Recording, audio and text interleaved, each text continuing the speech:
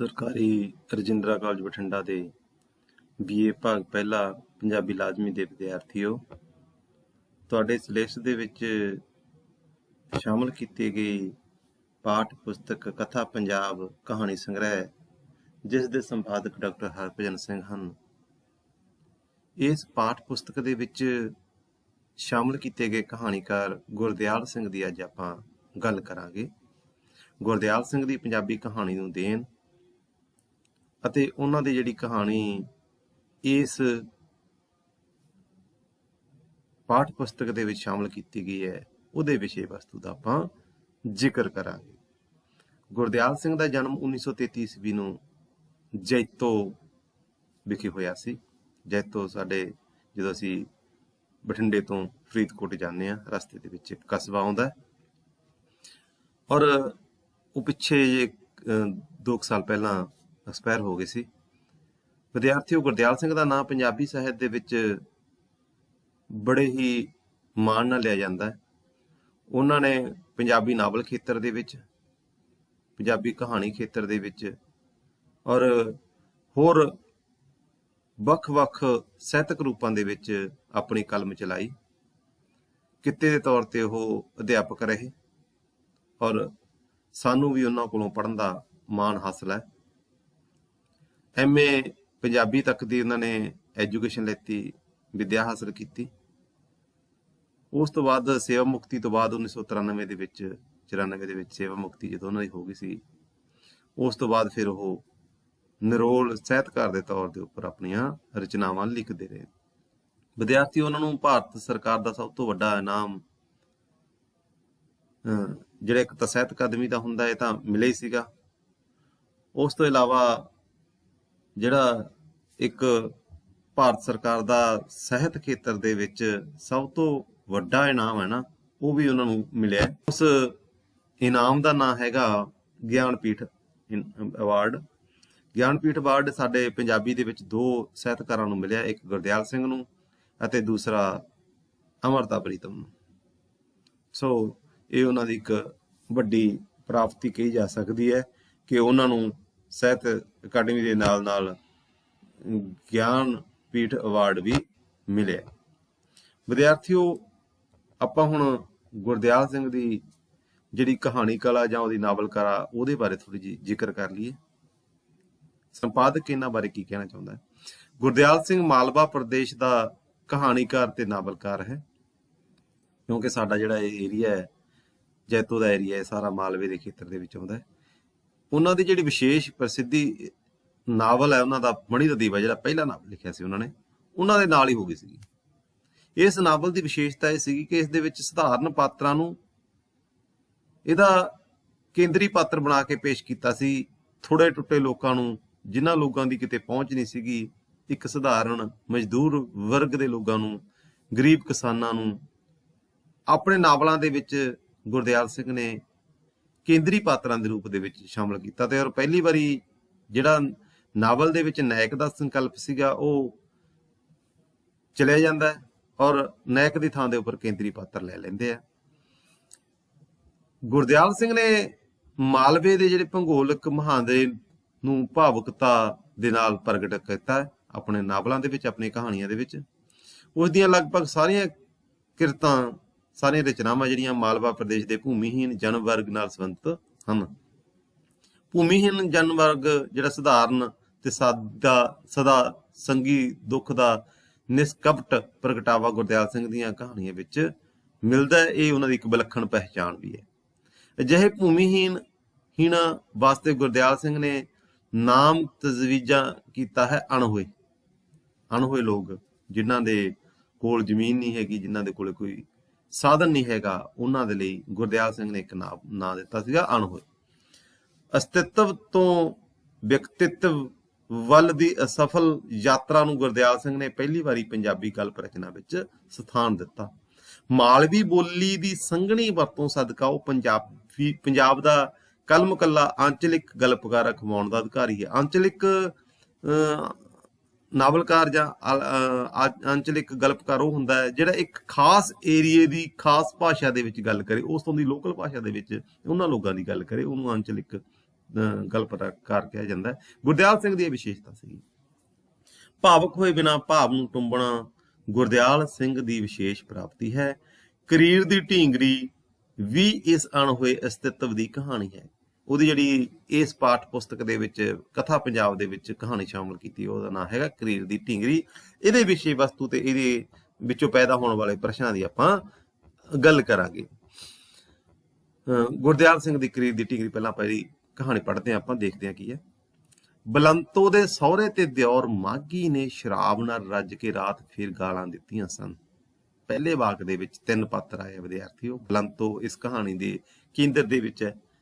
ਇੱਕ ਔਰਤ ਜਿਹੜੀ ਕਿ ਆਪਣੇ ਪਤੀ ਵੱਲੋਂ ਨਹੀਂ ਦੁਖੀ, ਉਹ ਆਪਣੇ ਦਿਓਰ ਤੇ ਆਪਣੇ ਸਹੁਰੇ ਵੱਲੋਂ ਦੁਖੀ ਆ। ਉਹਨੂੰ ਲਗਾਤਾਰ ਗਾਲਾਂ ਦਿੰਦੇ ਆ, ਉਹਨੂੰ ਲਗਾਤਾਰ ਮੰਦਾ ਬੋਲਦੇ ਆ, ਉਹਨੂੰ ਲਗਾਤਾਰ ਕੁੱਟਣ ਤੱਕ ਵੀ ਜਾਂਦੇ ਆ।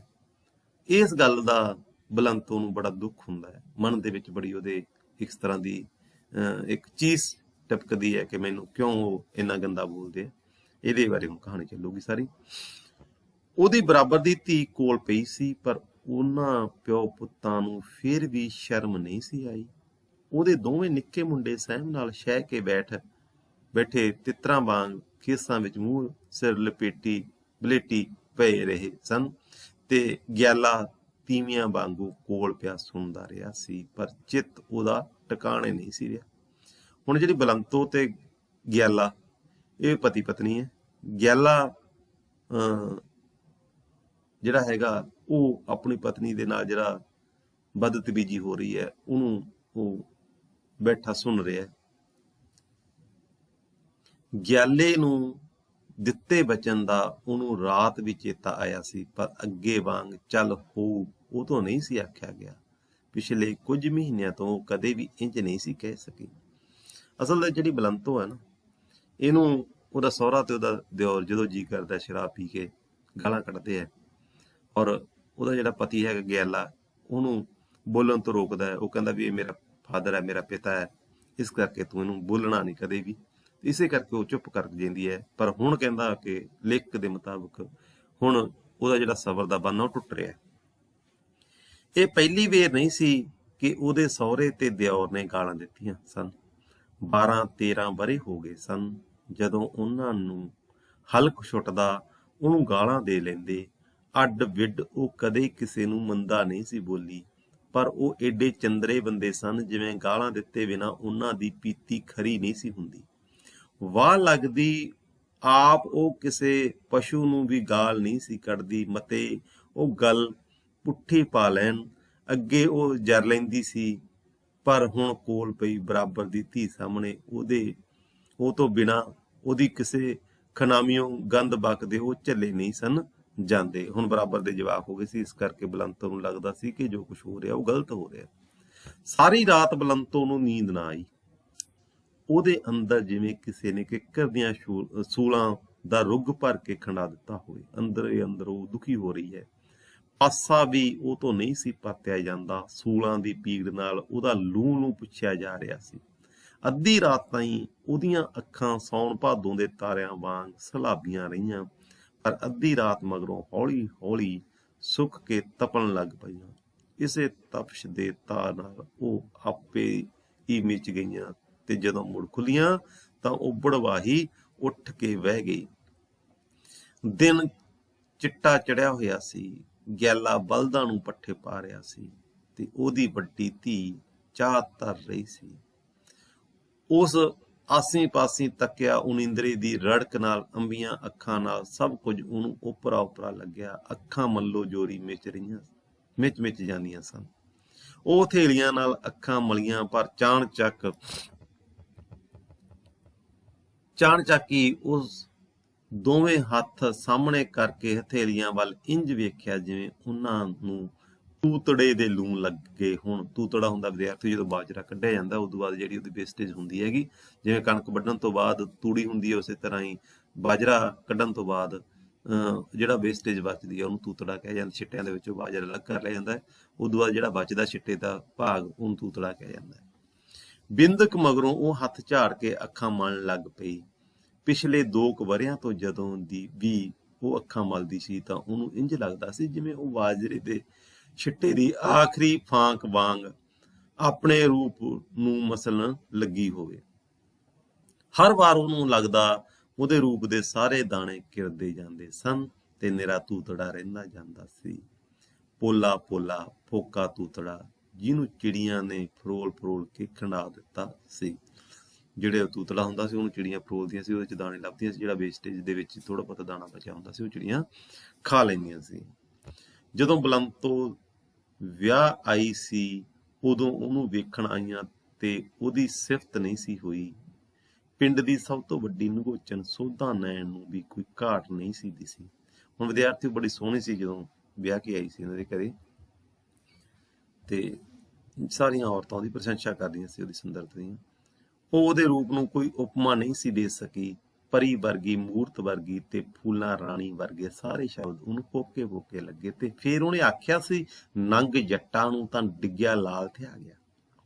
ਉਹਦੀਆਂ ਅੱਖਾਂ ਉਹਨੂੰ ਸੱਚੀ ਲਾਲ ਵਾਂਗ ਦਗਦੀਆਂ ਲੱਗੀਆਂ। ਪਰ ਅੱਜ 14 ਵਰ੍ਹਿਆਂ ਦੀ ਵਿੱਥ ਮਸਾਂ ਅਜੇ ਪਈ ਸੀ ਕਿ ਉਹ ਲਾਲ ਵਰਗੀਆਂ ਅੱਖਾਂ ਰਿਚ ਕੌਡੀਆਂ ਵਰਗੀਆਂ ਹੋ ਗਈਆਂ ਸਨ। ਉਹਨਾਂ ਲਾਲਾਂ ਵਿੱਚੋਂ ਫੁੱਟਦੀਆਂ ਸਾਰੀਆਂ ਕਿਰਨਾਂ ਏਡੀਆਂ ਮੱਧਮ ਪੈ ਗਈਆਂ ਸਨ ਕਿ ਉਹਨਾਂ ਦੇ ਆਰੋਂ ਪਾਰੋਂ ਕੁਝ ਵੀ ਨਹੀਂ ਸੀ ਦਿਸਦਾ। ਨਾ ਕਿਸੇ ਅੰਦਰਲੀ ਸ਼ੈ ਦਾ ਆਕਾਰ, ਨਾ ਬਾਹਰਲੀ ਦਾ ਅਕਸ। ਜਿਵੇਂ ਉਹਨਾਂ ਦੇ ਦੋਹੀਂ ਪਾਸੇ ਚੰਦਾਂ 14 ਵਰ੍ਹਿਆਂ ਦੀ ਧੂੜ ਜੰਮ ਜੰਮ ਕੇ ਦੋਵੇਂ ਪਾਸੇ ਕਸਮੈਲੇ ਹੋ ਗਏ ਹੁਣ।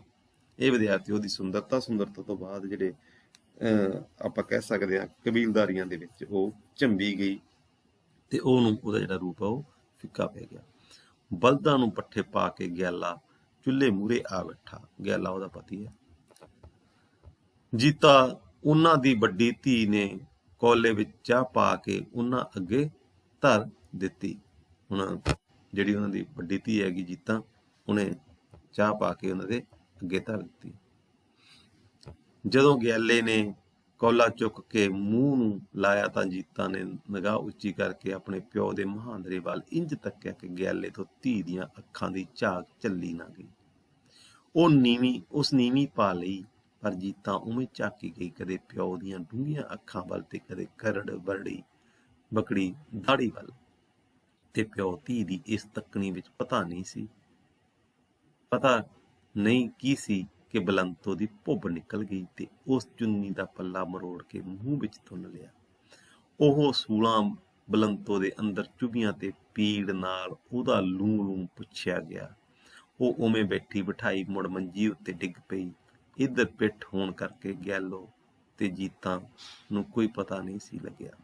3 ਜੀ ਸੀਗੇ ਵਿਦਿਆਰਥੀ ਜਿਨ੍ਹਾਂ ਨੂੰ ਤੁਸੀਂ ਆਪਾਂ ਕਹਿ ਸਕਦੇ ਹਾਂ ਕਿ ਸਮੁੱਚੀ ਇਸ ਕਹਾਣੀ ਦੇ ਵਿੱਚ ਗਿਆਲਾ, ਉਹਦੀ ਪਤਨੀ ਬਲੰਤੋ, ਉਹਦੀ ਧੀ, ਇਹ ਤਿੰਨੇ ਆਪਸ ਦੇ ਵਿੱਚ ਬੈਠੇ ਗੱਲਾਂ ਕਰਦੇ ਆ, ਪਰ ਉਹਨਾਂ ਨੂੰ ਇੱਕ ਦੂਜੇ ਦੀ ਜਿਹੜੀ ਸਾਂਝ ਹੈ ਉਹਦਾ ਵੀ ਪਤਾ ਲੱਗਦਾ ਹੈ।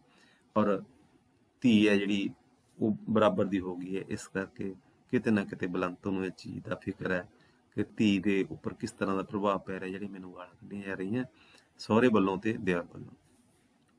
ਚਾਹ ਪੀ ਕੇ ਗਿਆਲਾ ਨਰਮਾ ਗੋਡਣ ਖੇਤ ਨੂੰ ਉੱਠ ਗਿਆ। ਜੀਤਾ ਨੂੰ ਘਰ ਦਾ ਸਾਰਾ ਗੋਹਾ ਕੂੜਾ ਕੀਤਾ, ਚੁੱਲ੍ਹਾ ਚੌਕਾ ਸਾਂਭਿਆ ਤੇ ਖੇਤ ਵੀ ਰੋਟੀ ਉਹ ਲੈ ਕੇ ਗਈ। ਬਲੰਤੋ ਨਿਢਾਲ ਹੋ ਕੇ ਮੰਜੇ ਉੱਤੇ ਪਈ ਰਹੀ। ਰੋਟੀ ਵੀ ਉਸ ਨਾਲ ਖਾਧੀ। ਨਿੱਕੇ ਦੋਵੇਂ ਆਪੇ ਹੀ ਪਤਾ ਨਹੀਂ ਕਦੋਂ ਚੁੱਪ ਚਪੀਤੇ ਸਕੂਲ ਚਲੇ ਗਏ। ਸੁੰਨੇ ਘਰ ਵਿੱਚ ਬਲੰਤੋ ਦਾ ਚਿੱਤ ਕਾਹਲਾ ਪੈਣ ਲੱਗਾ ਤੇ ਉਹ ਕਿਸੇ ਆਹਰ ਲੱਗਣ ਲਈ ਉੱਠ ਕੇ ਵਹਿ ਗਈ। ਪਰ ਮੰਜੀ ਤੋਂ ਉੱਠਦੀ ਨੂੰ ਸਾਂਝੀ ਕੰਧ ਉੱਤੋਂ ਦੀ ਸਹੁਰੇ ਦੀ ਪੱਗ ਦਿਸੀ ਤੇ ਉਸ ਅੰਦਰ ਕਿਲਰੀਆਂ ਸੂਲਾਂ ਨੇ ਉਹਦਾ ਲੂੰ ਮੁੜ ਪਛ ਦਿੱਤਾ। ਬਲੰਤੋ ਫਿਰ ਮੰਜੀ ਤੇ ਪੈ ਗਈ ਤੇ ਉਹਨੂੰ ਗਿਆਲੇ ਨੂੰ ਦਿੱਤਾ ਵਚਨ ਵਿਸਰ ਗਿਆ। ਹੁਣ ਵਿਦਿਆਰਥੀ ਉਹਦੇ ਮਨ ਦੇ ਵਿੱਚ ਉਹੀ ਰਾਤ ਵਾਲੀਆਂ ਜਿਹੜੀਆਂ ਗਾਲਾਂ ਕੱਢੀਆਂ ਸੀ ਉਹ ਚੱਲ ਰਿਹਾ। ਉਹੀ ਉਹਦੇ ਮਨ ਦੇ ਵਿੱਚ ਇੱਕ ਤਰ੍ਹਾਂ ਦੇ ਨਾਲ ਦਵੰਦ ਚੱਲ ਰਿਹਾ ਹੈ, ਸੰਘਰਸ਼ ਚੱਲ ਰਿਹਾ ਹੈ। ਉਹਦੇ ਮਨ ਦੇ ਵਿੱਚ ਇੱਕ ਲੜਾਈ ਚੱਲ ਰਹੀ ਹੈ ਕਿ ਕਿਉਂ ਇਹਨਾਂ ਨੇ ਮੈਨੂੰ ਗਾਲਾਂ ਕੱਢੀਆਂ, ਉਹਨਾਂ ਨੂੰ ਜਵਾਬ ਦੇਣਾ ਬਣਦਾ ਮੇਰਾ। ਇਸ ਤਰ੍ਹਾਂ ਦੀ ਗੱਲ ਉਹ ਬਾਰ-ਬਾਰ ਸੋਚ ਰਹੀ ਹੈ। ਜਦੋਂ ਵਿਆਹ ਆਈ ਸੀ ਉਹਦੀ ਸੱਸ ਉਦੋਂ ਤੋਂ ਹੀ ਉਹਨੂੰ ਮਿਹਣੇ ਮਾਰਨ ਲੱਗ ਪਈ ਸੀ। ਸਭ ਤੋਂ ਵੱਡੇ ਮਿਹਣਾ ਉਹਦੇ ਦਾਜ ਦਾ ਸੀ। ਅਸੀਂ ਕੋਈ ਸਿਕਲੀਗਰ ਸੀ, ਜਾਏ ਖਣਿਆਂ ਨੇ ਚਾਂਦੀ ਦੀਆਂ ਬਾਂਕਾਂ ਪਾ ਕੇ ਸਾਡੇ ਮੱਥੇ ਮਾਰੀ। ਮੇਰੇ ਰੂਪ ਨੂੰ ਕਿਸੇ ਨੇ ਥੇਲੀ ਤੇ ਪਾ ਕੇ ਚੱਟਣਾ। ਬਲੰਤੋ ਦੇ ਮੂੰਹ ਉੱਤੇ ਉਸ ਕਿੰਨਾ ਚਿਰ ਅਜਿਹਾ ਮਿਹਣਾ ਭਾਵੇਂ ਨਹੀਂ ਸੀ ਦਿੱਤਾ, ਪਰ ਆਂਢਾਂ ਗੁਆਂਢਾਂ ਕੋਲੋਂ ਕੀਤੀਆਂ ਉਹਦੀਆਂ ਬਦਖੋਰੀਆਂ ਦਾ ਬਲੰਤੋ ਨੂੰ ਪਤਾ ਲੱਗਦਾ ਰਿਹਾ ਸੀ। ਆਪਣੇ ਵੱਲੋਂ ਬਲੰਤੋ ਨੇ ਕਦੇ ਕੋਈ ਸ਼ਿਕਾਇਤ ਨਹੀਂ ਸੀ ਹੋਣ ਦਿੱਤੀ। ਸਾਰੇ ਘਰ ਦਾ ਕੰਮ ਉਹ ਅਣਥੱਕ ਹੋ ਕੇ ਕਰਦੀ, 10 ਜੀਆਂ ਦੀਆਂ ਰੋਟੀਆਂ ਪਕਾਉਂਦੀ, 7-8 ਪਸ਼ੂ ਸਾਂਭਦੀ, ਕਿਸੇ ਦੇ ਗਲ ਮੈਲਾ ਕੱਪੜਾ ਨਾ ਰਹਿਣ ਦਿੰਦੀ, ਘਰ ਨੂੰ ਕੂਚੇ ਰਿੜਕਣੇ ਵਾਂਗ ਲਿਸ਼ਕਾਈ ਰੱਖਦੀ। ਕੂਚਾ ਰਿੜਕਣਾ ਹੁੰਦਾ ਜਦੋਂ ਚੰਗੀ ਤਰ੍ਹਾਂ ਸਚਿਆਰੀ ਔਰਤ ਉਹਨੂੰ ਧੋਂਦੀ ਹੈਗੀ ਹੈ ਰਿੜਕਣੇ ਨੂੰ, ਤੇ ਉਹ ਕੂਚੀ ਦੇ ਨਾਲ ਰਗੜ ਕੇ ਉਹਨੂੰ ਨਵਿਆਂ ਵਾਂਗ ਕੱਢ ਦਿੰਦੀ ਹੈ। ਇਸ ਤਰ੍ਹਾਂ ਕਹਿੰਦੇ ਘਰ ਨੂੰ ਰੱਖਦੀ ਸੀ। ਪਰ ਫਿਰ ਵੀ ਦਿਨੋਂ ਦਿਨ ਉਹਦੀ ਸੱਸ ਦੇ ਮਿਹਣੇ ਵੱਧਦੇ ਵੇਖ ਉਹਦਾ ਚਿੱਤ ਭੈੜਾ ਪੈਣ ਲੱਗ ਪਿਆ। ਹੌਲੀ ਹੌਲੀ ਉਹ ਜਦੋਂ ਆਨੀ ਬਹਾਨੀ ਬਲੰਤੋ ਦੇ ਮੂੰਹ ਉੱਤੇ ਹੀ ਉਹਨੂੰ ਮੰਦਾ ਬੋਲਣ ਲੱਗ ਪਈ ਤਾਂ ਬਲੰਤੋ ਦਾ ਸਬਰ ਟੁੱਟ ਗਿਆ। ਇੱਕ ਰਾਤ ਉਸ ਗਿਆਲੇ ਨੂੰ ਸਾਰੀ ਗੱਲ ਦੱਸੀ, ਪਰ ਗਿਆਲਾ ਤੀਵੀਆਂ ਵਰਗਾ ਬੰਦਾ ਸੀ।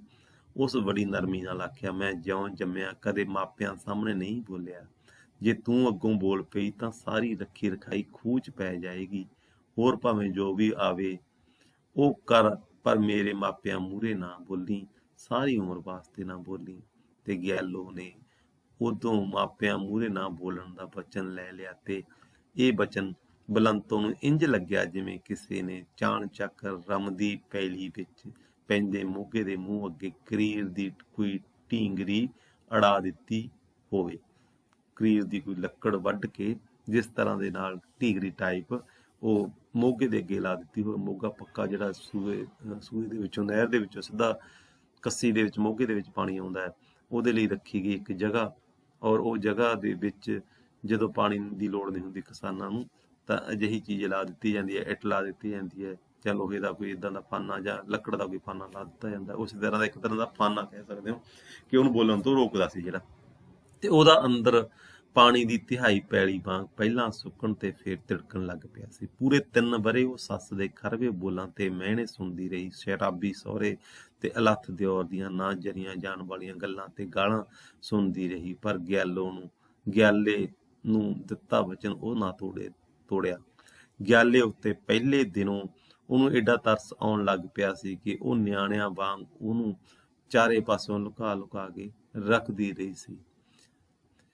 ਤੇ ਉਹਦਾ ਇਹ ਤਰਸ ਏਡਾ ਮੋਹ ਬਣ ਗਿਆ ਸੀ ਕਿ ਉਹ ਗਿਆਲੇ ਪਿੱਛੋਂ ਆਪਣਾ ਸਭ ਕੁਝ ਵਾਰ ਸਕਦੀ ਸੀ। ਆਪਣੇ ਪਤੀ ਦੀ ਖਾਤਰ ਕਹਿੰਦੀ ਵੀ ਉਹ ਸਾਰਾ ਕੁਝ ਤਿਆਗ ਦਿੱਤਾ ਸੀ। ਫਿਰ ਉਹਦੇ ਦਿਓਰ ਦਾ ਵਿਆਹ ਹੋਇਆ। ਉਹਦੀ ਦਰਾਣੀ ਨੇ ਸਾਰਾ ਅੰਦਰ ਬਾਹਰ ਭਰ ਦਿੱਤਾ। ਬਲੰਤੋ ਦਾ ਰਹਿੰਦਾ ਖੂੰਦਾ ਉੱਕਰ ਵੀ ਮੁੱਕ ਗਿਆ।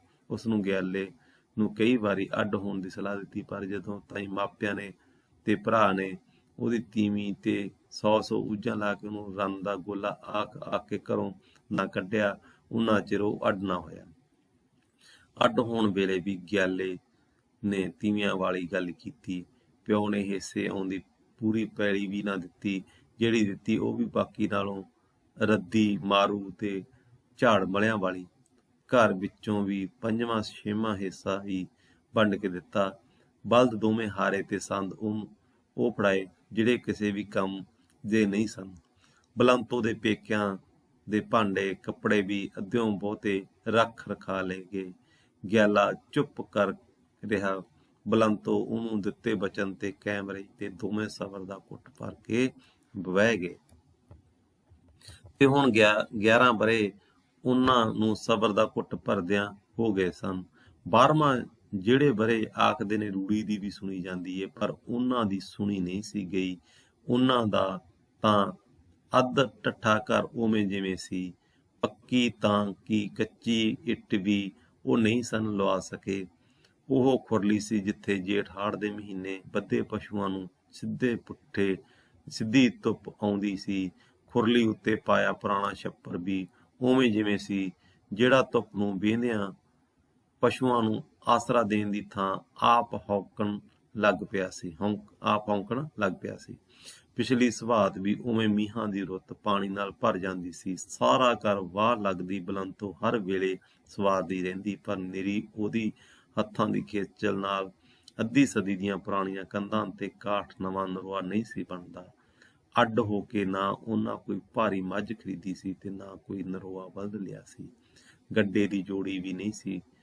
ਚੜ੍ਹਾਈ ਮੁੜ ਮੁੜ ਬੁਜਲੀਆਂ ਲਵਾ ਕੇ ਉਖੜੇ ਹਿੱਲੇ ਗੱਡੇ ਨੂੰ ਠਿੱਬੇ ਛਿੱਤਰ ਵਾਂਗ ਗਿਆਲਾ ਧੂਈ ਫਿਰਦਾ ਸੀ। ਨਵੀਂ ਜੋੜੀ ਹੁੰਦਾ ਕਿ ਨਵੇਂ ਟਾਇਰ ਵਗੈਰਾ ਨਹੀਂ ਚੜਾਏ ਸੀ ਤੇ ਉਹਨਾਂ ਗੱਡੇ ਦੀ ਮੁਰੰਮਤ ਵੀ ਨਹੀਂ ਕਰਾ ਸਕੇ ਸੀ ਤੇ ਠੱਠੇ ਨਾਲ ਲੋਕ ਉਹਨਾਂ ਦੇ ਗੱਡੇ ਨੂੰ ਗਿਆਲੇ ਦੀ ਨਗੌਰੀ ਗੱਡ ਆਖਣ ਲੱਗ ਪਏ। ਇਹ 11 ਵਰੇ ਉਹ ਸੱਸ ਸਹੁਰੇ ਤੇ ਸ਼ਰੀਕ ਦੀਆਂ ਤੱਤੀਆਂ ਠੰਡੀਆਂ ਸੁਣਦੀ ਰਹੀ ਤੇ ਉਹਨੇ ਗਿਆਲੇ ਦੇ ਬਚਨ ਦੀ ਅੜਾਈ ਕਰੀਰ ਦੀ ਢੀਂਗਰੀ ਨਹੀਂ ਸੀ ਟੁੱਟਣ ਦਿੱਤੀ। ਜਿਹੜਾ ਉਹਨੇ ਬਚਨ ਲੈਤਾ ਸੀਗਾ ਕਿ ਮੇਰੇ ਮਾਂ ਪਿਓ ਨੂੰ ਕੁਛ ਨਹੀਂ ਕਹਿਣਾ, ਉਦਾਂ ਦੀ ਗੱਲ। ਇਹਦੇ ਨਾਲ ਲੱਗ ਕੇ ਹੋਰ ਕਿੰਨਾ ਸਾਰਾ ਨਿੱਕ ਸੁੱਕ ਇਕੱਠਾ ਹੋ ਗਿਆ ਸੀ ਤੇ ਪਾਣੀ ਦਾ ਨਿਕਾਸ ਉੱਕਾ ਰੁਕ ਗਿਆ ਸੀ। ਉਹਦਾ ਅੰਦਰ ਇੰਨੇ ਚਿਰ ਦੇ ਸੋਕੇ ਨਾਲ ਖੱਖੜੀ ਵਾਂਗ ਪਾਟ ਚੱਲਿਆ ਸੀ ਤੇ ਪਾਣੀ ਕਦੇ ਕਦੇ ਇੰਨਾ ਜ਼ੋਰ ਮਾਰਦਾ ਕਿ ਢੀਂਗਰੀ ਟੁੱਟਣ ਲਈ ਕਰਨ ਲੱਗ ਜਾਂਦੀ। ਹੋਰ ਤਾਂ ਸਾਰੇ ਜੋ ਆਂਦੇ ਸਨ ਪਰ ਬਿਨਾਂ ਕਿਸੇ ਗੱਲੋਂ ਉਹਦੀ ਸੌਂਕਣਾ ਵਰਗੀ ਦਰਾਣੀ ਵੀ ਉਹਨੂੰ ਆਣਾ ਲਾਉਣੋਂ ਨਹੀਂ ਸੀ ਹਟਦੀ। ਪਤਾ ਨਹੀਂ ਕਿਹੋ ਜਿਹੀ ਗਏ ਘਰ ਦੀ ਉਹ ਆਈ ਸੀ ਕਿ ਜਿਉਂ ਬਲੰਤੋ ਦੀ ਹਾਲਤ ਮੰਦੀ ਹੁੰਦੀ ਜਾਂਦੀ ਉਹ ਵਧੇਰੇ ਚਾਂਬਣਾ ਪਾਉਂਦੀ।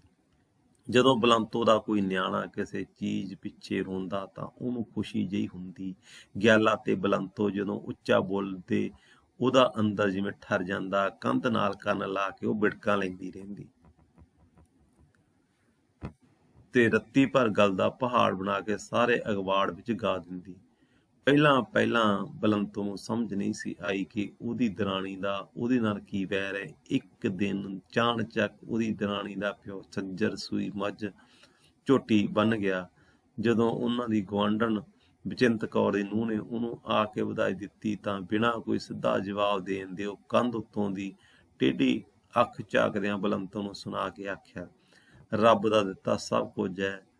7 ਖੜੀਆਂ ਸੀ ਹਥਨੀਆਂ ਵਰਗੀਆਂ। ਬਾਪੂ ਕਹਿੰਦਾ ਬੱਚਾ ਹੁਣ ਜਿਹੜੀ ਜੀ ਕਰਦਾ ਲੈ ਜਾ। ਲੋਕਾਂ ਵਾਂਗ ਕੁੱਜੇ ਫੜ ਕੇ ਲੱਸੀ ਨੂੰ ਤਾਂ ਦਰ ਨਾ ਤੁਰੇ ਫਿਰਾਂਗੇ। ਉਦੋਂ ਬਲੰਤੋ ਨੂੰ ਗੱਲਾਂ ਦੀ ਸਮਝ ਪਈ ਸੀ। ਦਰਾਣੀ ਨੂੰ ਆਪਣੇ ਪੇਕਿਆਂ ਦੀ ਅਮੀਰੀ ਦਾ ਹੰਕਾਰ ਸੀ। ਸਹੁਰੇ ਘਰ ਵੀ ਉਹਦਾ ਇਸੇ ਕਰਕੇ ਉੱਕਰ ਸੀ ਤੇ ਇਸੇ ਕਰਕੇ ਉਹ ਬਲੰਤੋ ਨੂੰ ਟਿੱਡੀ ਪਲਪੀਹੀ ਹੀ ਸਮਝਦੀ ਸੀ। ਬਲੰਤੋ ਦੇ ਚਿੱਤ ਵਿੱਚ ਉਦੋਂ ਪਹਿਲੀ ਵਾਰੀ ਇਹ ਖਿਆਲ ਆਇਆ, ਜੇ ਉਹ ਵੀ ਸਜਦੇ ਪੁਜਦੇ ਮਾਪਿਆਂ ਦੀ ਧੀ ਹੁੰਦੀ ਤਾਂ ਦਰਾਣੀ ਦੇ ਬਰਾਬਰ ਮੱਝ ਲਿਆ ਬਣਦੀ ਤੇ ਆਰਾਂ ਉਹਨੂੰ ਨਾ ਝੱਲਣੀਆਂ ਪੈਂਦੀਆਂ। ਉਹਦੇ ਗਰੀਬ ਮਾਪੇ ਤਾਂ ਉਹਨੂੰ ਤੇੜ ਸਿਰ ਦੇ ਦੀੜੇ ਪਰ ਉਹਦੇ ਗਰੀਬ ਮਾਪੇ ਤਾਂ ਉਹਨੂੰ ਤੇੜ ਸਿਰ ਦੇ ਲੀੜੇ ਦੇਣ ਜੋਗੇ ਵੀ ਨਹੀਂ ਸਨ। ਆਪਣੀ ਗਰੀਬੀ ਉਦੋਂ ਉਹਨੂੰ ਬੜੀ ਚੰਦਰੀ ਲੱਗੀ ਸੀ। ਫਿਰ ਪਾਣੀ ਦਿਨੋਂ ਦਿਨ ਚੜ੍ਹਦਾ ਗਿਆ। ਕਰੀਰ ਦੀ ਢੀਂਗਰੀ ਤੇ ਬਲ ਤੋਂ ਵਧੇਰੇ ਜ਼ੋਰ ਕਰਨ ਲੱਗ ਪਿਆ। ਪਰ ਢੀਂਗਰੀ ਦੇ ਪਾਸੇ ਇਕੱਠੇ ਹੋਏ ਨਿੱਕ ਸੁੱਕ ਨੇ ਅਜੇ ਤਾਈਂ ਉਹਨੂੰ ਟੁੱਟਣ ਨਹੀਂ ਸੀ ਦਿੱਤਾ ਤੇ ਬਲੰਤੋ ਦੇ ਅੰਦਰ ਦੀ ਧਰਤੀ ਹੋਰ ਵਧੇਰੇ ਤਿੜਕਦੀ ਜਾਂਦੀ। ਘਾਹ ਦੀਆਂ ਜੜ੍ਹਾਂ ਵੀ ਭੁੱਜਣ ਲੱਗ ਪਈਆਂ ਸਨ। ਵਿਦਿਆਰਥੀ ਅਸਲ ਦੇ ਵਿੱਚ ਉਹਦਾ ਸਬਰ ਹੈ ਜਿਹੜਾ ਉਹ ਟੁੱਟ ਰਿਹਾ ਸੀਗਾ। ਜਿਹੜੀਆਂ ਉਹਦੇ ਨਾਲ ਵਧੀਕੀਆਂ ਹੋ ਰਹੀਆਂ ਸੀ ਉਹਦੇ ਖਿਲਾਫ ਬੋਲਣ ਦੀ ਉਹ ਕੋਸ਼ਿਸ਼ ਕਰੂਗੀ ਹੌਲੀ ਹੌਲੀ। ਬਲੰਤੋ ਸਾਰਾ ਦਿਨ ਨਿਢਾਲ ਹੋ ਕੇ ਪਈ ਰਹੀ। ਦਿਨ ਢਲੇ ਜਦੋਂ ਗਿਆਲਾ ਘਰ ਮੁੜਿਆ ਤਾਂ ਉਹਨੂੰ ਮੰਜੇ ਤੇ ਪਈ ਨੂੰ ਵੇਖ ਕੇ ਉਹਦਾ ਕਾਲਜਾ ਫੜਿਆ ਗਿਆ। ਚੌਪਹਿਰਾਂ ਵਿੱਚ ਬਲੰਤੋ ਦਾ ਰਹਿੰਦਾ ਰੰਗ ਰੂਪ ਵੀ ਜਿਵੇਂ ਮੁੱਕ ਗਿਆ ਸੀ। ਅੱਖਾਂ ਬਹੁਤੀਆਂ ਡੂੰਘੀਆਂ ਹੋ ਗਈਆਂ ਸਨ ਤੇ ਹੇਠਾਂ ਦੇ ਪਾਸਿਆਂ ਤੋਂ ਇੰਜ ਲੱਗਦੀਆਂ ਸਨ ਜਿਵੇਂ ਕਾਲਖ ਮਲੀ ਹੋਈ ਹੋਵੇ। ਚਿਹਰਾ ਤੇ ਹੱਥ ਪੈਰ ਹਲਦੀ ਵਰਗੇ ਪੀਲੇ ਹੋ ਗਏ ਲੱਗਦੇ ਸਨ। ਗਿਆਲਾ ਨਿੰਮੋ ਚੂਣਾ ਜਿਹਾ ਹੋ ਕੇ ਖੁਰਲੀ ਉੱਤੇ ਬਹਿ ਗਿਆ। ਉਹਦਾ ਸਿਰ ਤੇ ਪਿੱਠ ਬੜੀ ਦੁਖਣ ਲੱਗ ਪਈ ਸੀ। ਨੀਵੀਂ ਪਾ ਕੇ ਉਹ ਕਸੌਲੀ ਦੇ ਦਸਤੇ ਤੇ ਸਿਰ ਉੱਤੇ ਮੱਥਾ ਰੱਖ ਲਿਆ ਸੀ। ਉਹਦੇ ਸਿਰ ਨੂੰ ਘੇਰ ਚੜ੍ਹਨ ਲੱਗ ਪਈ ਸੀ। ਸੁਪਨੇ ਵਾਂਗ ਉਹਨੂੰ ਬਲੰਤੋ ਦੇ ਉਹਨਾਂ ਨਕਸ਼ਾਂ ਦਾ ਖਿਆਲ ਆਇਆ ਜਿਨ੍ਹਾਂ ਦੀ ਅੱਜ ਤੋਂ ਕੁੱਲ 14 ਵਰ੍ਹੇ ਪਹਿਲਾਂ ਝਾਲ ਨਹੀਂ ਸੀ ਚੱਲੀ ਜਾਂਦੀ। ਦੁੱਧ ਵਰਗੇ ਚਿੱਟੇ ਮੋਮੀ ਕਾਗਜ਼ ਦੀ ਗੁੱਡੀ ਵਰਗੀ ਉਸ ਦੀ ਤੀਵੀਂ ਨੂੰ ਘੁੱਟਵਾਂ ਹੱਥ ਵੀ ਉਹ ਨਹੀਂ ਸੀ ਪਾਉਣਾ ਹੁੰਦਾ। ਮਤੇ ਮੈਲੀ ਹੋ ਜਾਏ, ਮਤੇ ਕਿਤੇ ਮਿਚ ਕੋੜੀ ਜਾਏ। ਜਦੋਂ ਗਿਆਲੇ ਨੇ ਸਿਰ ਉਤਾਂਹ ਚੁੱਕਿਆ ਤਾਂ ਸਾਹਮਣੇ ਜਟੂਰੀਆਂ ਖਿਲਾਰੀ ਫਿਰਦਾ ਮਾਘੀ ਉਹਨੂੰ ਦਿਸਿਆ। ਸ਼ਰਾਬ ਦਾ ਰੱਜਿਆ ਉਹ ਝੂਲਦਾ ਫਿਰਦਾ ਸੀ। ਗਿਆਲੇ ਨੂੰ ਖੁਰਲੀ ਉੱਤੇ ਇੰਜ ਉਦਾਸ ਬੈਠਿਆਂ ਵੇਖ ਉਸ ਅੱਡੀਆਂ ਚੁੱਕ ਕੇ ਇੱਧਰ ਵੇਖਿਆ ਤੇ ਵਿਅੰਗ ਨਾਲ ਉੱਚੀ ਸਾਰੀ ਆਖਿਆ, ਸੁਣਾ ਬਈ ਜਨਮਰੀਦ ਦਾ ਕਿਹੜੇ ਰੰਗਾਂ 'ਚ ਐ? ਉਹਦੀ ਆਵਾਜ਼ ਖਰਬੀ ਤੇ ਬੇਤਰਸ ਭਰੀ ਸੀ। ਗਿਆਲਾ ਕਦੇ ਵੱਧ ਘੱਟ ਹੀ ਉਸ ਨਾਲ ਨਹੀਂ ਸੀ ਬੋਲਿਆ। 11 ਵਰ੍ਹੇ ਉਹਨੂੰ ਅੱਡ ਹੋਏ ਨੂੰ ਹੋਏ ਸਨ। ਕਿੰਨੇ ਵਾਰ ਉਹਨੇ ਇਸ ਅਲੱਥ ਸ਼ਰਾਬੀ ਭਰਾ ਨੇ ਉਹਨੂੰ ਮੰਦਾ ਬੋਲਿਆ ਸੀ, ਮਹਿਣੇ ਮਾਰੇ ਸਨ, ਰੜਕਾ ਰੜਕਾ ਕੇ ਗੱਲਾਂ ਆਖੀਆਂ ਸਨ, ਬਲੰਤੋਂ ਨੂੰ ਸਿੱਧੀਆਂ ਗਾਲਾਂ ਕੱਢੀਆਂ ਸਨ, ਪਰ ਗਿਆਲੇ ਨੇ ਅੱਗੋਂ ਕਦੇ ਓਏ ਨਹੀਂ ਸੀ ਆਖੀ। ਪਾਣੀ ਵਾਂਗ ਸਭ ਪੀ ਕੇ ਅੰਦਰ ਵੜ ਜਾਂਦਾ ਰਿਹਾ। ਅੱਜ ਵੀ ਪਹਿਲਾਂ ਵਾਂਗ ਚੁੱਪ ਕਰਕੇ ਅੰਦਰ ਜਾ ਵੜਿਆ। ਸਵਾਦ ਦੇ ਪਰਛਾਵੇਂ ਪਈ ਬਲੰਤੋਂ ਨੇ ਜਦੋਂ ਗਿਆਲੇ ਨੂੰ ਇੰਜ ਅੰਦਰ ਵੜਦਿਆਂ ਵੇਖਿਆ ਤਾਂ ਉਹਦਾ ਸਵਾ ਦਹਾਕੇ ਦੇ ਸੋਕੇ ਨਾਲ ਖੱਖੜੀ ਵਾਂਗ ਪਾਟਿਆ ਅੰਦਰ ਝੁਲਸਿਆ ਗਿਆ, ਜਿਵੇਂ ਸੂਰਜ ਦੀ ਸਾਰੀ ਅੱਗ ਉਹਦੇ ਉੱਤੇ ਵਰ ਪਈ। ਬਲੰਤੋਂ ਉੱਠ ਕੇ ਬਹਿ ਗਈ, ਪਰ ਦਿਓਰ ਦੀ ਥਾਂ ਉਹਨੂੰ ਦਾਰੂ ਨਾਲ ਢੱਕਿਆ ਉਹਦਾ ਸਹੁਰਾ ਖੜੋਤਾ ਦਿਸਿਆ। ਮਾਘੀ ਹੱਸ ਕੇ ਪਰੇ ਹੋ ਗਿਆ ਸੀ। ਉਹ ਉਸ ਆਪਣੀਆਂ ਮਰਨਾਊ ਅੱਖਾਂ ਨਾਲ ਉਸ ਵੱਲ ਇੰਜ ਵੇਖਿਆ ਜਿਵੇਂ ਉਹਨੂੰ ਲੈਣ ਆਏ ਧਰਮਰਾਜ ਦੇ ਦੂਤਾਂ ਵੱਲ ਵੇਂਦੀ ਹੋਵੇ। ਇਸ ਗੱਲ ਦਾ ਖਿਆਲ ਉਹਨੂੰ ਕਿੰਨਾ ਚਿਰ ਨਾ ਆਇਆ ਤੇ ਸਹੁਰੇ ਦੇ ਸਾਹਮਣੇ ਉਹ ਅਜੇ ਤਾਈਂ ਨੰਗੇ ਸਿਰ ਨਹੀਂ ਬੈਠੀ ਸੀ। ਮੰਜੀ ਤੋਂ ਉੱਠ ਕੇ ਵਹਿਣ ਲੱਗਿਆਂ ਸਿਰ ਤੋਂ ਲੈ ਗਈ ਚੁੰਨੀ ਉਸ ਅਜੇ ਤਾਈਂ ਚੁੱਕ ਕੇ ਸਿਰ ਉੱਤੇ ਨਹੀਂ ਸੀ ਲਈ, ਤੇ ਬਚਨ ਦੀ ਕਰੀਰ ਦੀ ਢੀਂਗਰੀ ਦਾ ਜਰਕਾਟਾ ਪੈ ਗਿਆ। ਸਾਰਾ ਪਾਣੀ ਦਹਾਕੇ ਦੇ ਭੁੱਖੇ ਮੋਗੇ ਦੇ ਵਿੱਚੋਂ ਦੀ ਸਣੇ ਟੁੱਟੀ ਢੀਂਗਰੀ ਦੇ ਇਸ ਦੇ ਦੁਆਲੇ ਇਕੱਠੇ ਹੋਏ ਨਿੱਕ ਸੁੱਕ ਦੇ ਹੜ ਵਾਂਗ ਵਗ ਪਿਆ ਤੇ ਉਹਦੇ ਝੁਲਸੀ ਦੇ ਅੰਦਰ ਧਰਤੀ ਦੀਆਂ ਪੱਥਰ ਹੋਈਆਂ ਤਰੇੜਾਂ ਭਿੱਜ ਕੇ ਹੋਰ ਤਿੜਕ ਗਈਆਂ। ਵਿਦਿਆਰਥੀ ਦਾ ਸਬਰ ਟੁੱਟ ਗਿਆ। ਉਹਦੇ ਉੱਪਰ ਲੱਗਿਆ ਹੋਇਆ ਇੱਕ ਪਾਬੰਦੀ ਖਤਮ ਹੋ ਗਈ, ਕਿਉਂਕਿ ਉਹ ਬਹੁਤ ਜ਼ਿਆਦਾ ਜ਼ੁਲਮ ਸਹਾਰ ਚੁੱਕੀ ਸੀ ਤੇ ਅੱਜ ਉਹ ਜ਼ੁਲਮ ਦੇ ਖਿਲਾਫ ਉੱਠ ਕੇ ਖੜੀ ਹੋ ਗਈ। ਤੇਰੀ ਉਹਦੇ ਸਹੁਰੇ ਨੇ ਉਹਨੂੰ ਨੰਗੇ ਸਿਰ ਇੰਜ ਬੈਠੀ ਵੇਖ ਕੇ ਉੱਚੀ ਸਾਰੀ ਗਾਲ ਕੱਢੀ, ਤੂੰ ਸਾਨੂੰ ਕੰਜਰੀ ਬਣਾ ਛੱਡਿਆ, ਵਿਹੇਲੇ ਬੋਟੀ ਬੋਟੀ ਕਰਕੇ ਅੰਦਰ ਖਫਾ ਦੂੰ, ਹਵਾ ਨਹੀਂ ਨਿਕਲ ਦੇਣੀ, ਭਲਾ ਕਿਤੇ ਭੁੱਲੀ ਫਿਰਦੀ ਹੋਵੇਗੀ। ਉਹਦਾ ਸਹੁਰਾ ਉਹਨੂੰ ਮੰਦੇ ਬੋਲ ਰਿਹਾ। ਪਰ ਅੱਜ ਬਲੰਤੋਂ ਨੂੰ ਅੱਗੇ ਵਾਂਗ ਸਹੁਰੇ ਤੋਂ ਡਰ ਨਾ ਲੱਗਿਆ। ਨਾ ਉਸ ਚੁੰਨੀ ਚੁੱਕ ਕੇ ਸਿਰ ਧਰੀ, ਨਾ ਅੱਖਾਂ ਨੀਵੀਆਂ ਕੀਤੀਆਂ, ਸਹੁਰੇ ਵੱਲ ਉਵੇਂ ਬਿਟਰ ਬਿਟਰ ਝਾਕਦੀ ਰਹੀ। ਕੀ ਗੱਲ ਹੈ? ਪਿਓ ਨੂੰ ਗਾਲਾਂ ਕੱਢਦਿਆਂ ਸੁਣ ਮਾਘੀ ਨੇ ਨੇੜੇ ਆ ਕੇ ਸ਼ਰਾਬੀ ਆਵਾਜ਼ ਵਿੱਚ ਪਿਓ ਨੂੰ ਪੁੱਛਿਆ, ਆਹ ਵੇਖ ਕੰਜਰਾਂ ਦੀ ਨੇ ਸਾਨੂੰ ਕਿਵੇਂ ਠਿੱਠ ਕੀਤਾ। ਹੋਰ ਤਾਂ ਸਭ ਕਰਤੂਤਾਂ ਕਰ ਲਈਆਂ, ਹੁਣ ਆਹ ਕਸਰ ਰਹਿੰਦੀ ਸੀ ਇਹ ਵੀ ਕਰ ਲਈ। ਵਿਹਲੇ ਬਹਿਣਾ ਕਿਵੇਂ ਕੰਜਰੀਆਂ ਵਾਂਗ ਬੇਸ਼ਰਮ ਹੋਈ ਬੈਠੀ ਐ। ਮੈਨੂੰ ਗੜਾਸੀ ਫੜਾ ਕੇਰਾਂ ਉਰੇ, ਮੈਂ ਇਹਦਾ ਭੁਗਤਾਂ ਧੰਦਾ, ਸਾਰੀ ਉਮਰ ਦਾ ਸਿਆਪਾ ਮੁੱਕੂ। ਤੂੰ ਕਾਹਨੂੰ ਧੌਲਿਆਂ ਨੂੰ ਕਲੰਕ ਲਾਉਣਾ? ਇਹ ਪੁੰਨ ਮੈਨੂੰ ਖੱਟਣ ਦੇ, ਨਾਲੇ ਵਿਚਾਰੇ ਸਾਡੇ ਬਾਈ ਦੀ ਗੱਤ ਹੋ ਜੂ। ਇਹ ਕਰਿੰਡਲ ਲਾ ਹੀ ਦੇਈਏ ਅੱਜ ਕਿਹਦੇ ਗਲੋਂ। ਮਾਘੀ ਨੇ ਖੁੱਲੇ ਕਿਸ਼ਤਾਂ ਦਾ ਜੂੜਾ ਕਰਦਿਆਂ ਲਲਕਾਰਾ ਮਾਰਿਆ ਤੇ ਫਿਰ ਖੁਰਲੀ ਉੱਤੇ ਚੜ ਕੇ ਉਹਨੇ ਕੰਧ ਉੱਤੋਂ ਦੀ ਛਾਲ ਮਾਰ ਕੇ ਬਲੰਤੋਂ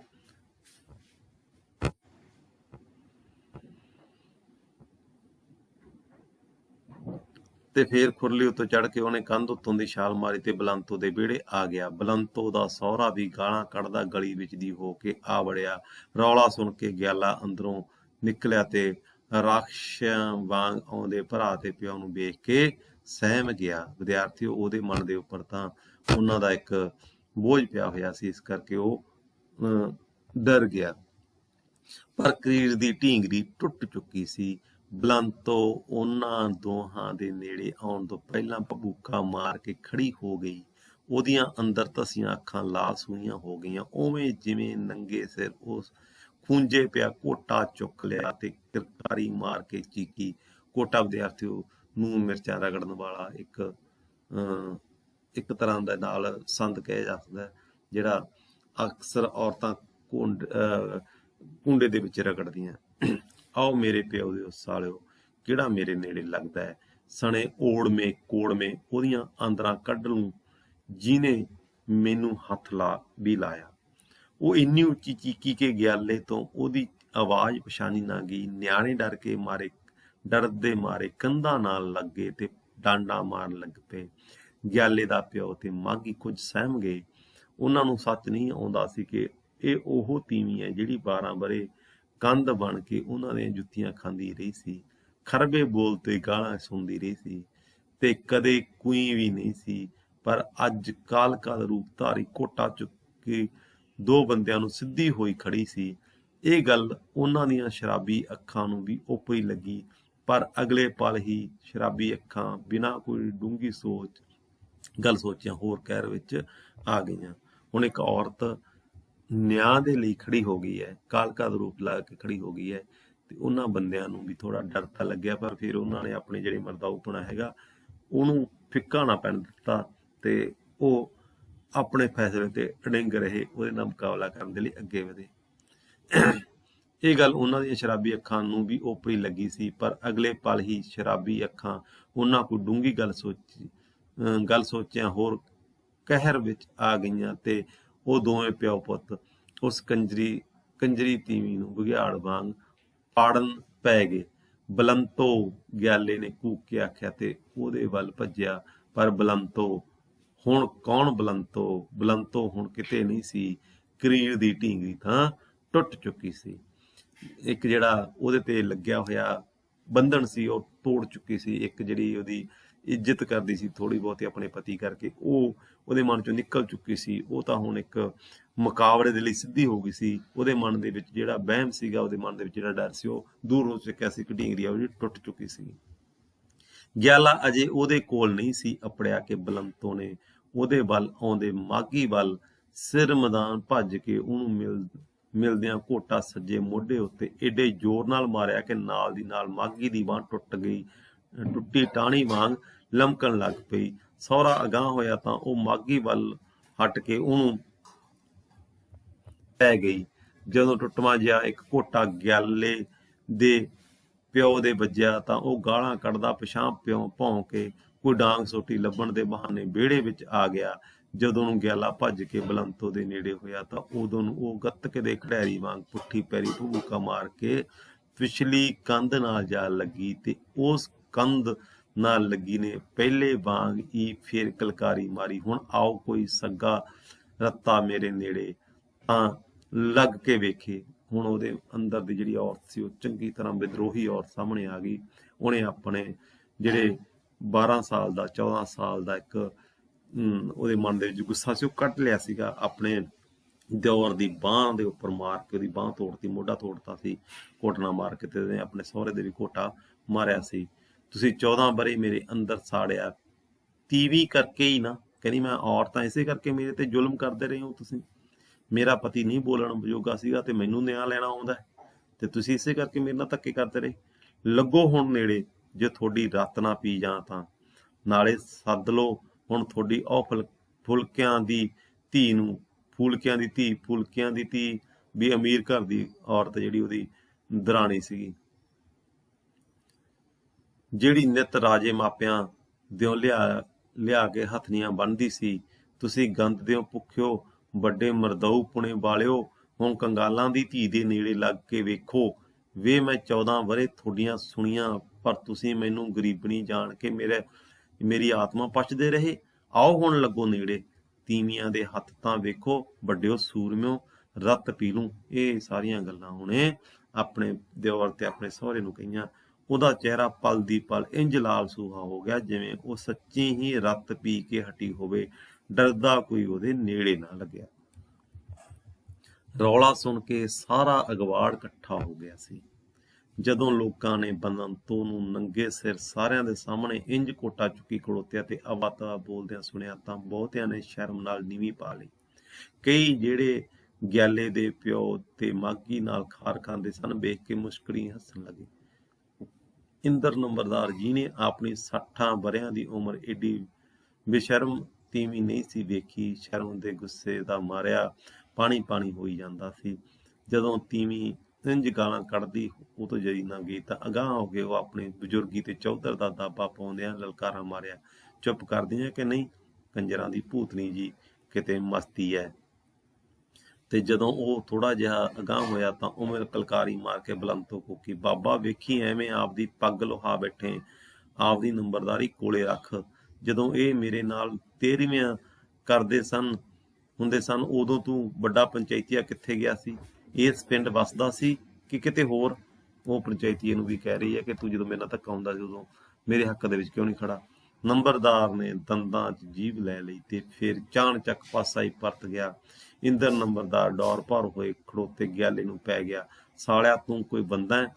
ਆ ਬਾਂਦਰੀ ਜੀ ਇੰਨੀ ਸਿਰ ਚੜਾ ਰੱਖੀ ਹੈ, ਇਹੋ ਜਿਹੀਆਂ ਭੇਡਾਂ ਪਿੱਛੇ ਤੂੰ ਸਾਰੇ ਪਿੰਡ ਦੀ ਇੱਜ਼ਤ ਲਹਾਉਣਾ, ਤੈਨੂੰ ਸ਼ਰਮ ਨਹੀਂ ਆਉਂਦੀ ਕੁੱਤਿਆ? ਹੁਣ ਉਹ ਉਹਦੇ ਪਤੀ ਨੂੰ ਗਲਤ ਬੋਲਣ ਲੱਗ ਪਏ। ਇੱਕ ਔਰਤ ਨਿਆਂ ਲੈਂਦੀ ਹੈ ਉਦੋਂ ਕਿਵੇਂ ਸਾਡਾ ਮਰਦ ਪ੍ਰਧਾਨ ਸਮਾਜ ਆ ਕੇ ਖੜਾ ਹੋ ਜਾਂਦਾ ਹੈ, ਔਰ ਇੱਕ ਮਰਦ ਤੋਂ ਹੀ ਇਹ ਨਿਆਂ ਦੀ ਆਸ ਕਰਦਾ ਕਿ ਔਰਤ ਕਿਉਂ ਬੋਲ ਪਈ। ਤੇ ਪਲੋ ਅੰਦਰ ਲੋਕ ਬਲੰਤੋਂ ਨੂੰ ਛੱਡ ਕੇ ਗਿਆਲੇ ਦੇ ਗੱਲ ਪੈ ਗਏ। ਚੂਹੇ ਪਿੱਛੇ ਪਈਆਂ ਇੱਲਾਂ ਵਾਂਗ ਲੋਕਾਂ ਨੇ ਉਹਨੂੰ ਬੋਚ ਲਿਆ, ਸਾਲੇ ਬੰਦਿਆਂ ਦੇ। ਜੇ ਇਹਦੇ 'ਚ ਤਿੰਨ ਕਾਣੇ ਹੋਣ, ਤੀਵੀਂ ਐਨੀ ਸਿਰ ਕੀ ਚੜ ਜਾਏ ਓਏ। ਇਹ ਤਾਂ ਕੁੜੀਆਂ ਉੱਤੋਂ ਦੀ ਜੰਮਿਆ ਤੀਵੀਆਂ ਨਾਲੋਂ ਵੀ ਨਿਕੰਮਾ ਸਾਲਾ। ਮੇਰੀ ਤੀਵੀਂ ਐ ਕਰਦੀ ਜੇ ਮੈਂ ਵੱਢ ਕੇ ਅੰਦਰ ਖਪਾ ਦਿੰਦਾ ਸਾਲੀ ਨੂੰ। ਹੁਣ ਉਹ ਔਰਤ ਦੇ ਉੱਪਰ ਕਿਸ ਤਰ੍ਹਾਂ ਦੇ ਨਾਲ ਲਗਾਤਾਰ ਬੋਲ ਰਹੇ ਆ। ਤੀਵੀਂ ਕੀ ਬੋਲ ਜੇ ਓਏ, ਗੁੱਤੋਂ ਫੜ ਕੇ ਚਾਰ ਮਾਰੇਗੀ ਚੀਜ਼ ਤਕੜੇ ਵਰਗੀ ਹੋ ਜਾਂਦੀ ਹੈ। ਇਹ ਸਾਰੀਆਂ ਇੱਕ ਮਰਦ ਪ੍ਰਧਾਨ ਸਮਾਜ ਦੇ ਵਿੱਚ ਔਰਤ ਦੇ ਲਈ ਮਿੱਥੀਆਂ ਹੋਈਆਂ ਸਾਰੀਆਂ ਅਜਿਹੀਆਂ ਗੱਲਾਂ ਜਿਹੜੀਆਂ ਬੋਲ ਰਹੇ ਹੈ ਔਰ ਔਰਤ ਨੂੰ ਦਬਾਉਣ ਦੀ ਕੋਸ਼ਿਸ਼ ਕਰ ਰਹੇ। ਗਿਆਲੇ ਨੂੰ ਇਹੋ ਜਿਹੇ ਗਾਲਾਂ ਵਰਗੇ ਖਰਬੇ ਬੋਲ ਸੁਣਦੇ ਰਹੇ, ਪਰ ਉਹਨੇ ਇਹ ਸਾਰਾ ਕੁਝ ਨਿਰਾ ਸੁਪਨੇ ਵਾਂਗ ਲੱਗਿਆ। ਤੀਵੀਂ ਸ਼ਬਦ ਸੁਣ ਕੇ ਉਹਦੀ ਹਾਲਤ ਇੰਝ ਹੁੰਦੀ ਜਾਂਦੀ ਸੀ ਜਿਵੇਂ ਸਿਆਂ ਬੰਦੇ ਉਹਦੀਆਂ ਦੋਹੇ ਬਾਹਾਂ ਫੜ ਕੇ ਰੱਸਾ ਕਸੀ ਪਏ ਕਰਦੇ ਹੋਣ। ਬਲੰਤੋ ਉਹ ਤੀਵੀਂ ਸੀ ਜਿਸ ਉਹਦੇ ਪਿੱਛੇ ਆਪਣੀ ਹਰ ਗੱਲ ਛੱਡ ਦਿੱਤੀ ਸੀ ਤੇ ਆਪਣੀ ਦੇਹ ਵੀ ਗਾਲ ਦਿੱਤੀ ਸੀ। ਤੇ ਕਦੇ ਕਦੇ ਉਹਨੂੰ ਇੰਝ ਲੱਗਦਾ ਸੀ ਜਿਵੇਂ ਬਲੰਤੋ ਵਿੱਚ ਵੀ ਉਹਦੀ ਜਾਨ ਸੀ, ਜਿਵੇਂ ਬਾਤਾਂ ਵਾਲੇ ਰਾਜੇ ਦੀ ਜਾਨ ਪਿੱਪਲ ਉੱਤੇ ਟੰਗੇ ਤੋਤੇ ਵਿੱਚ। ਇਹ ਲੋਕ ਤੀਵੀਂ ਨੂੰ ਕੀ ਆਖਦੇ ਸਨ? ਅਸਲ ਦੇ ਵਿੱਚ ਜੇਕਰ ਬਲੰਤੋ ਦਾ ਪਤੀ ਹੈ ਜਿਹੜਾ ਗਿਆਲਾ ਉਹ ਬੋਲਣ ਜੋਗਾ ਹੁੰਦਾ ਤਾਂ ਸ਼ਾਇਦ ਇੱਥੇ ਤੇ ਗੱਲ ਪਹੁੰਚਦੀ ਨਾ, ਉਹਨੂੰ ਨਿਆਂ ਲੈ ਕੇ ਦੇ ਦਿੰਦਾ। ਪਰ ਕਿਉਂਕਿ ਉਹ ਨਹੀਂ ਬੋਲਿਆ, ਇਸੇ ਕਰਕੇ ਉਹਨੂੰ ਬੋਲਣਾ ਪਿਆ ਗਿਆਲੋ ਨੂੰ। ਗਿਆਲੋ ਦੀ ਹਾਲਤ ਬੇਹੋਸ਼ੀ ਵਰਗੀ ਹੋ ਗਈ। ਉਹ ਉੱਕਾ ਬੌਂਦਲ ਗਿਆ ਸੀ। ਅਖੀਰ ਕਈ ਸਿਆਣੇ ਲੰਮੀ ਸੋਚ ਕੇ ਮਰ ਗਈ ਤੇ ਉਹਦੇ ਪਿਓ ਨੂੰ ਉੱਥੋਂ ਮੱਲੋ ਜੋਰੀ ਲੈ ਗਏ। ਹਰੇਕ ਬਲੰਤੋ ਦੇ ਜਨਾਨੇ ਗਿਆਲੇ ਨੂੰ ਚਿੱਤ ਆਈਆਂ ਗਾਲਾਂ ਕੱਢੀਆਂ ਤੇ ਹੌਲੀ ਹੌਲੀ ਤੁਰ ਗਏ। ਵਿਹੜੇ ਦਾ ਰੌਲਾ ਸਾਰੇ ਪਿੰਡ 'ਚ ਖਿਲਰ ਗਿਆ, ਪਰ ਬਲੰਤੋ ਅਜੇ ਉਵੇਂ ਕੋਟਾ ਫੜੀ ਕੰਧ ਨਾਲ ਲੱਗੀ ਖਲੋਤੀ ਸੀ। ਗਿਆਲਾ ਘਾਉ ਮਾਉ ਜਿਹਾ ਹੋਇਆ ਅੰਦਰ ਜਾ ਵੜਿਆ। ਉਹਨੂੰ ਪਤਾ ਹੀ ਨਹੀਂ ਸੀ ਲੱਗਾ ਕਿ ਅੰਦਰ ਵੜਦਿਆਂ ਉਹ ਕਦੋਂ ਮੁਸਕਰਾ ਪਿਆ ਤੇ ਉਹਦੀ ਇਸ ਉਪਰੀ ਮੁਸਕਾਨ ਨੂੰ ਤੱਕ ਕੇ ਆਥਣ ਦੇ ਘਸਮੈਲੇ ਚਾਨਣ ਵਿੱਚ ਡੜਿਆਏ ਨਿਆਣੇ ਹੋਰ ਵਧੇਰੇ ਸਹਿਮ ਕੇ ਇੱਕਦਮ ਚੁੱਪ ਕਰ ਗਏ। ਅਸਲ ਦੇ ਵਿੱਚ ਉਹਦੀ ਜਿਹੜੀ ਮੁਸਕਰਾਹਟ ਹੈ ਉਹ ਹੈ ਕਿ ਮੈਂ ਤਾਂ ਨਹੀਂ ਬੋਲ ਸਕਿਆ, ਘੱਟੋ ਘੱਟ ਮੇਰੀ ਔਰਤ ਨੇ ਤਾਂ ਨਿਆਂ ਲੈ ਲਿਆ। ਤੇ ਫਿਰ ਉਸੇ ਪਲ ਉਹਨੇ ਬਾਹਰ ਕਾਸੇ ਦੇ ਡਿੱਗਣ ਦੀ ਆਵਾਜ਼ ਸੁਣੀ, ਜਿਵੇਂ ਹਨੇਰੀ ਨਾਲ ਟਾਹਲੀ ਦਾ ਕੋਈ ਬੋਦਾ ਟਾਹਣਾ ਟੁੱਟ ਕੇ ਡਿੱਗਿਆ ਹੋਵੇ। ਉਹ ਬਾਹਰ ਨੱਸਿਆ। ਬਲੰਤੋਂ ਮੂੰਹ ਡਿੱਗੀ ਪਈ ਸੀ। ਉਹ ਹੱਥਾਂ ਤੇ ਚੁੱਕ ਕੇ ਉਹਨੂੰ ਅੰਦਰ ਲੈ ਆਇਆ ਤੇ ਉਦੋਂ 7ਵੇਂ ਦਿਨ ਲੋਕਾਂ ਨੇ ਸੁਣਿਆ ਬਲੰਤੋ ਮਰ ਗਈ ਸੀ। ਸੋ ਵਿਦਿਆਰਥੀਓ, ਇਸ ਕਹਾਣੀ ਵਿੱਚ ਔਰਤ ਦੇ ਉੱਪਰ ਹੁੰਦੇ ਜ਼ੁਲਮਾਂ ਦਾ ਹਿਸਾਬ ਕਿਤਾਬ ਔਰਤ ਖੁਦ ਜਦੋਂ ਲੈਂਦੀ ਹੈ, ਉਸ ਤੋਂ ਬਾਅਦ ਫਿਰ ਸਾਡਾ ਮਰਦ ਪ੍ਰਧਾਨ ਸਮਾਜ ਕਿਵੇਂ ਉੱਠ ਖੜਦਾ ਉਹਦੇ ਖਿਲਾਫ, ਇਸ ਦੀ ਇੱਕ ਕਹਿ ਸਕਦੇ ਹਾਂ ਕਿ ਪੇਸ਼ਕਾਰੀ ਹੋਈ ਹੈ। ਜਿਹੜਾ ਗਿਆਲੋ ਦਾ ਪਤੀ ਹੈਗਾ ਉਹ ਗਿਆਲਾ, ਉਹਦਾ ਬਲੰਤੋ ਦਾ ਪਤੀ ਹੈ ਗਿਆਲਾ, ਉਹ ਨਹੀਂ ਬੋਲ ਸਕਿਆ ਆਪਣੇ ਮਾਂ ਪਿਓ ਅੱਗੇ, ਪਰ ਇੱਕ ਦਿਨ ਨਿਆਂ ਲੈਣ ਦੀ ਖਾਤਰ ਉਹਨੂੰ ਬਲੰਤੋ ਨੂੰ ਖੁਦ ਨੂੰ ਸੰਘਰਸ਼ ਕਰਨਾ ਪਿਆ। ਜਦੋਂ ਉਹ ਸੰਘਰਸ਼ ਕਰਦੀ ਆਪਣੇ ਸਹੁਰੇ ਨੂੰ ਤੇ ਆਪਣੇ ਦਿਓਰ ਨੂੰ ਕਰਾਰਾ ਜਵਾਬ ਦਿੰਦੀ ਹੈ, ਉਸ ਤੋਂ ਬਾਅਦ ਵਿਦਿਆਰਥੀਓ ਸਾਡੇ ਸਮਾਜ ਦਾ ਜਿਹੜਾ ਮਰਦ ਪ੍ਰਧਾਨ ਸਮਾਜ ਹੈ ਉਹਦੇ ਖਿਲਾਫ ਉਹ ਖੜਦਾ ਹੈ ਤੇ ਉਹ ਗੈਲੇ ਨੂੰ ਵੀ ਜਾ ਕੇ ਮਾੜਾ ਚੰਗਾ ਮਾੜਾ ਬੋਲਦੇ ਆ ਕਿ ਤੂੰ ਆਪਣੀ ਔਰਤ ਦੇ ਉੱਪਰ ਕਿਉਂ ਨਹੀਂ ਕਾਬੂ ਪਾ ਸਕਦਾ। ਇਹ ਸਾਡੇ ਸਮਾਜ ਦੀਆਂ ਕਦਰਾਂ ਕੀਮਤਾਂ। ਅੱਜ ਤਾਂ ਜ਼ਮਾਨਾ ਬਹੁਤ ਬਦਲ ਗਿਆ, ਪਰ ਜਦੋਂ ਇਹ ਕਹਾਣੀ ਲਿਖੀ ਗਈ ਸੋ ਉਸ ਸਮੇਂ ਸਾਡੇ ਸਮਾਜ ਦੇ ਵਿੱਚ ਇਸ ਤਰ੍ਹਾਂ ਦੀਆਂ ਕੀਮਤਾਂ ਚੱਲ ਰਹੀਆਂ ਸਨ। ਔਰਤ ਨੂੰ ਕਾਬੂ ਕਰਨ ਦਾ ਇੱਕ ਢੰਗ ਸੀ ਉਸ ਸਮੇਂ। ਸੋ ਵਿਦਿਆਰਥੀਓ, ਕੁੱਲ ਮਿਲਾ ਕੇ ਇਸ ਕਹਾਣੀ ਦੇ ਵਿੱਚ ਇੱਕ ਔਰਤ ਦੀ ਪੇਸ਼ਕਾਰੀ ਹੋਈ ਹੈ ਜਿਹੜੀ ਮਰਦ ਪ੍ਰਧਾਨ ਸਮਾਜ ਦੇ ਵਿੱਚ ਪੀੜਤ ਹੈ, ਦੁਖੀ ਹੈ। ਉਹਨੂੰ ਮਰਦ ਦਬਾ ਕੇ ਰੱਖਦੇ ਹੈ। ਉਹਦੇ ਜਿਹੜਾ ਪੇਕਾ ਪਰਿਵਾਰ ਆ ਉਹ ਵੀ ਗਰੀਬ ਹੈ, ਉਹ ਗਰੀਬੀ ਦਾ ਸਤਾਇਆ ਹੋਇਆ। ਇਸੇ ਕਰਕੇ ਉਹ ਸਮਾਜ ਦੇ ਨਾਲ ਤਾਂ ਲੜ ਰਹੀ ਹੈ, ਆਪਣੇ ਪਰਿਵਾਰ ਨਾਲ ਲੜ ਰਹੀ ਹੈ। ਅਖੀਰ ਦੇ ਉੱਪਰ ਉਹ ਇਸ ਦੁਨੀਆ ਤੋਂ ਚਲੀ ਜਾਂਦੀ ਹੈ, ਪਰ ਉਹ ਆਪਣੇ ਜਿਹੜੀ ਇੱਜ਼ਤ ਆ ਉਹਦੇ ਨਾਲ ਸਮਝੌਤਾ ਨਹੀਂ ਕਰਦੀ। ਸੋ ਵਿਦਿਆਰਥੀਓ, ਇਹ ਕਹਾਣੀ ਨੂੰ ਚੰਗੀ ਤਰ੍ਹਾਂ ਪੜ੍ਹੋ, ਸੁਣੋ ਔਰ ਇਹਦੇ ਵਿੱਚ ਪੈਦਾ ਹੋਣ ਵਾਲੇ ਪ੍ਰਸ਼ਨਾਂ ਦੇ ਉੱਤਰ ਲੱਭੋ। ਇਹਦੇ ਵਿੱਚ 3-4 ਪਾਤਰ ਆਏ ਹੈ, ਜਿਹਦੇ ਵਿੱਚ ਗੈਲਾ ਹੋ ਗਿਆ, ਗੈਲੇ ਦੇ ਨਾਲ ਉਹਦੀ ਪਤਨੀ ਬਲੰਤੋ ਹੋ ਗਈ, ਤੇ ਉਹਦਾ ਜਿਹੜਾ ਦਿਓਰ ਹੈਗਾ ਮਾਗੀ, ਉਹਦੀ ਜਿਹੜੀ ਦਰਾਣੀ ਹੈਗੀ ਹੈ, ਔਰ ਉਹਦਾ ਜਿਹੜਾ ਸਹੁਰਾ ਹੈਗਾ। ਇਹਨਾਂ ਦੇ ਕਰੈਕਟਰਾਂ ਬਾਰੇ ਧਿਆਨ ਨਾਲ ਸੁਣ ਲਿਓ, ਦੇਖ ਲਿਓ, ਪੜ੍ਹ ਲਿਓ। ਅੱਜ ਦਾ ਲੈਕਚਰ ਆਪਾਂ ਇੱਥੇ ਹੀ ਖਤਮ ਕਰਦੇ ਹਾਂ। ਅਗਲੇ ਲੈਕਚਰਾਂ ਦੇ ਵਿੱਚ, ਆਉਣ ਵਾਲੇ ਲੈਕਚਰਾਂ ਦੇ ਵਿੱਚ ਅਗਲੀਆਂ ਕਹਾਣੀ ਦਾ ਜ਼ਿਕਰ ਕਰਾਂਗੇ। ਉਹਨਾਂ ਦੇ ਆਪਾਂ ਜ਼ਿਕਰ ਕਰਕੇ ਤੇ ਨਾਲ ਦੀ ਨਾਲ ਤੁਹਾਡੇ ਸਾਰੇ ਸਿਲੇਬਸ ਨੂੰ ਖਤਮ ਕਰਨ ਦੀ ਕੋਸ਼ਿਸ਼ ਕਰਾਂਗੇ।